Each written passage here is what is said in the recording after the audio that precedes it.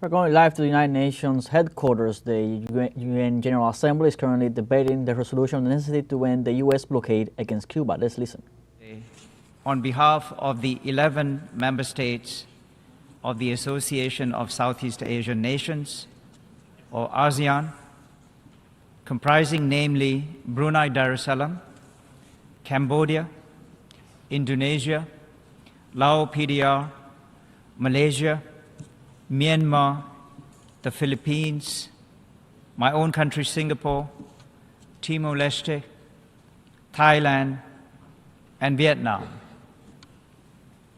We express our support for the draft resolution contained in document A/80/L6 on the necessity of ending the economic, commercial, and financial embargo imposed by the United States of America against the Republic of Cuba. ASEAN also aligns itself with the statements that will be delivered later this morning by Uganda on behalf of the non-aligned movement and by Iraq on behalf of the Group of 77 and China. Madam President, since 1992, the General Assembly has consistently adopted this resolution by an overwhelming majority. The strong support of the UN membership for this resolution over the last 3 decades reflects the international community's steadfast commitment to the principles enshrined in the UN Charter, namely sovereign equality, non-interference, non-intervention, and the peaceful settlement of disputes to preserve international peace, security, and justice. This is also the 10th time that ASEAN has made a statement at the General Assembly, urging the United States to lift its economic, commercial, and financial embargo against Cuba as soon as possible. We reiterate our firm conviction that differences between states should be resolved through meaningful dialogue and engagement rather than confrontation or isolation. This is the foundation of the multilateral, rules-based system which all states have an interest and a duty to uphold. At the heart of this matter are the Cuban people, whose daily lives have been profoundly affected by the embargo. The Secretary General's report reminds us once again of the devastating impact that the United States embargo has had on Cuba. Over the past 6 decades, the embargo has cost Cuba trillions of dollars.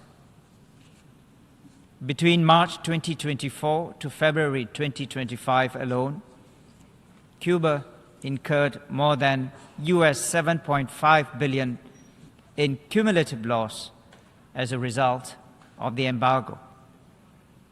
The embargo has severely constrained Cuba's imports, exports, and financial transactions, and has affected its ability to access foreign direct investments, to purchase fuel supplies and raw materials, and to attract tourists. For ordinary Cubans, this is translated into daily hardships, such as shortages of essential goods, power outages, and difficulties in accessing vital medical services. It is particularly sobering to note that the majority of Cubans have lived their entire lives under this embargo. The Secretary General's report details the concrete and pervasive negative socioeconomic impact that it has had on Cuban families. The embargo also threatens to reverse the significant progress that Cuba has made in achieving the Sustainable Development Goals. Madam President, the United States' continued inclusion of Cuba in the list of state sponsors of terrorism has only served to reinforce and exacerbate the impact of the embargo. It has affected Cuba's ability to access international financial institutions and participate in international trade. The restrictions on fuel exports to Cuba have also aggravated the country's ongoing energy crisis and hampered Cuba's ability to deal more effectively with the region's climate-related natural disasters, and which I mentioned we are witnessing right now in the region. Madam President, it has been 33 years since this General Assembly first adopted this resolution. It is time for a reset. We urge both sides to commit to open and constructive dialogue that is underpinned by mutual respect and common interests. ASEAN joins the other members of this Assembly in reiterating our call for the United States to lift its unilateral economic, commercial, and financial embargo against Cuba as soon as possible, and to delist Cuba as a state sponsor of terrorism. I thank you very much for your attention.